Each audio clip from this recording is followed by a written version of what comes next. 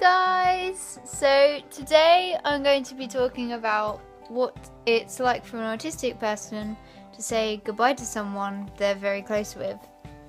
It's a bit more of a relaxed setting today, just here with my dog.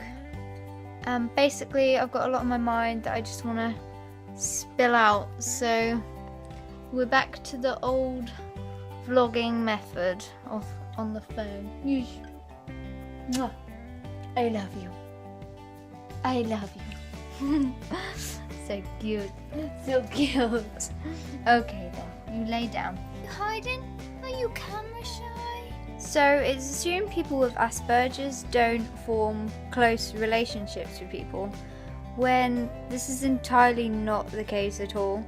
We don't have many acquaintances, i.e. people we engage small talk with, but the relationships we do form are full on because we've invested a lot of energy and brain power into learning how to communicate with these people effectively, and it requires significant time, effort, patience to try to figure out a person's way of speech, their tones of voice, and how they use it to certain feelings, which can differ across people. And if you've put so much energy into figuring out this person to enable you to communicate properly, then they say goodbye, and then all of a sudden that's all that energy and time and effort feels like it's wasted. Also, it is very rare for an autistic person to come across someone they can communicate with effectively, and so they tend to cling on to these people they can communicate with to make life a little easier. Why wouldn't you?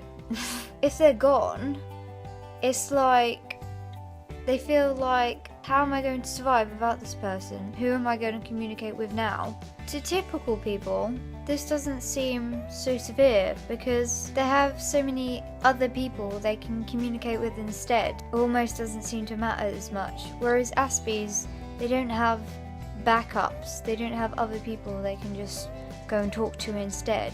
That person meant a lot to them, they could communicate with them, it aids their survival kind of thing. That's how it makes sense in my mind. It may seem really bizarre, but secondly, if the goodbye is very unexpected or out of the blue, this can put so much stress on the autistic person because they've got used to talking to that person, confiding in that person, they communicate with that person regularly in a routine, and then suddenly they're not there anymore, and they're like, whoa, what just happened? Yeah.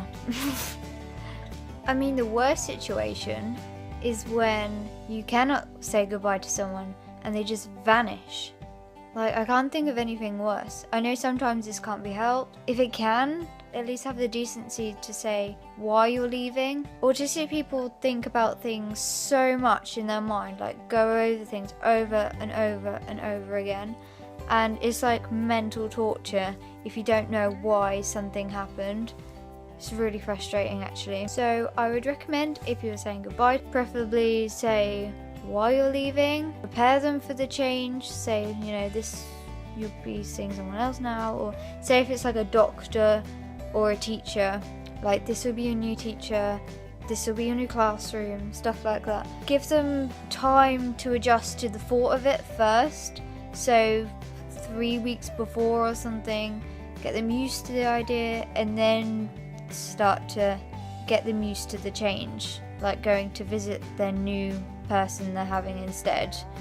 Not just throw them into it, because that's just chaos in my mind. Yeah, I think I always used to be the kid that used to cry on the last day of school, because I'd be like, when I come back there's going to be a whole new classroom, I'm never going to see this teacher anymore.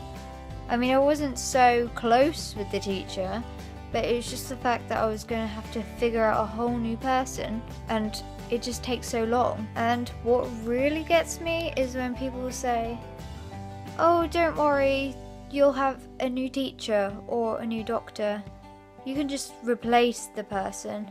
Like, I can't just replace someone like that. I don't think they realise that for us, a new person means 2 months of awkward silences, trying to figure out this whole new person all over again. All the anxiety that comes with things that come to other people so naturally in socializing. Sometimes going mute, and that can be really embarrassing. Like for me, if I feel like I need to be mute, I don't know, I feel disappointed in myself. Like I feel like I'm not trying, even though I just have no ability to speak because I'm just so anxious. And that can be really frustrating for me. So when people say, oh, never mind, you'll have this new person instead. Well, oh, never mind, I have so much anxiety, and yeah, I just don't think people are aware how difficult it is. Also, for the duration that they're getting used to this new person, they're not really receiving the full benefits as a normal person would communicating with that person. So the 2 months of them struggling to communicate, i.e. with a new doctor, a new teacher, they're not getting the correct medical help, academic help that they need. In fact, it is a huge deal. So I don't see why people pretend it's not. Finally, actually saying goodbye. I can never do this healthily.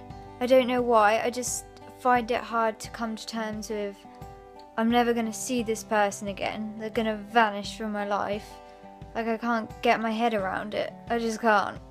Whereas typical people, they find it easier to move on with things. I either don't say goodbye at all because I've just shut myself off because I feel too upset to even say goodbye, like it hurts too much, or I'm so over upset that I can't control how upset I am. It just doesn't seem like I'm doing it in a mature way, if that makes sense at all.